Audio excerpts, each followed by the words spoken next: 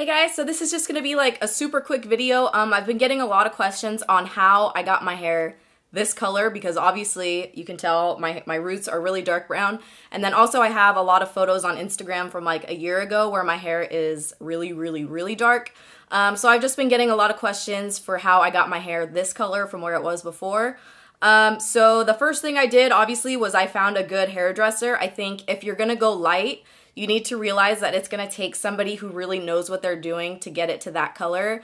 If you just do it really quick and you don't really do your research on finding a good person to do it, you're probably going to end up with like orange blonde hair or that kind of ombre where it's like straight line, like super dip dyed. So just do your research, make sure that you find someone that you trust, somebody that you like. And then also, the reason I went light when I did and not earlier was because I couldn't afford to do it any earlier than I did. I knew that it was going to be an investment and I knew that it was going to cost me more money than not having blonde hair because it is a lot of maintenance. You're going to have to buy a much better shampoo and conditioner just to keep it from getting like super dry and breaking. And then you're going to need to get the purple shampoo so that way you can keep the brassy color out of it. Not only that, but just the appointments in general to get the highlights done does cost some dollars. So just make sure that you can commit to it and that you can stay on it so that way you can get to the color that you want to do. But when I went to my hairdresser, I showed her a picture of my hairspiration, and that person is one of my favorite Instagram people. Like, I stalk her so hard, and I kind of told her at IMATS that I stalk her, so like I don't feel bad about it anymore. But that girl, her name is Karen, and her Instagram name is I Love Sarahi or Sarahi. I don't know how you say it. But I'm like obsessed with her face, her hair, like everything about her. And I brought in a picture of her and I said, that's what I want my hair to look like. What do we have to do to get there? And a year ago, I started with just basically she did like one stage of ombre where I had the dark brown hair and she just did the ends like a caramel color. And then every time I went in, she would put in more highlights and then start taking it up a little bit further. So that way eventually it's up to here, which, you know, it's almost my whole head. But yeah, so that's what I did. We just did like partial highlights every single time I went in. But I also do my roots. I know, it's like everything about me is fake, you know? My natural hair color is like a mousy, ashy brown. I just hate it. I feel like it sucks the life out of me. So she does my roots like a dark, I think it's warm, like a dark warm kind of like chocolatey color.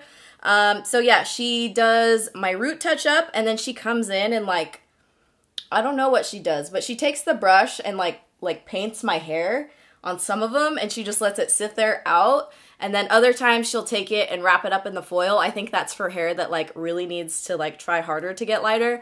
I mean, I'm not a hairdresser. I don't know how all that stuff works, but that's what she does. And it took a year and at least 4 visits. So if you do have like dark brown hair and you want to go light, just remember it's going to take a longer time if you want to maintain the integrity of your hair. If you do it like all in one visit, your hair is probably going to break or be really damaged, or it just might not look that good. So the 3 things that I would suggest are to bring like a hair inspiration photo so that way your hairdresser knows what you want.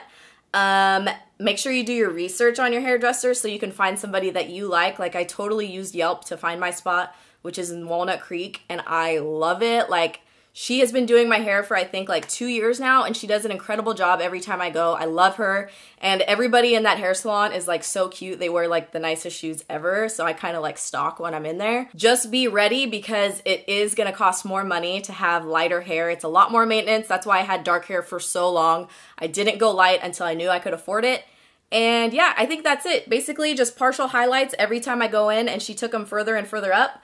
And then I use the Bedhead shampoo, which I'm really liking, the Urban Antidote Resurrection or something like that. I talked about it in my favorite hair care products video, but it's like the hair resurrection, like especially made for damaged hair. Loving that stuff. And then I use the AG Hair Cosmetics purple shampoo to keep all the brassiness at bay. And I use that like once a week. And then I go to the hairdresser like every 6 weeks, which never actually happens, so probably like every 3 months is when I do it. But yeah, I hope I answered your guys' questions. If you do have any more questions specifically about my hair that I can help you answer, I would love to help you. So yeah, I go to Yvette at Rain Salon in Walnut Creek, California.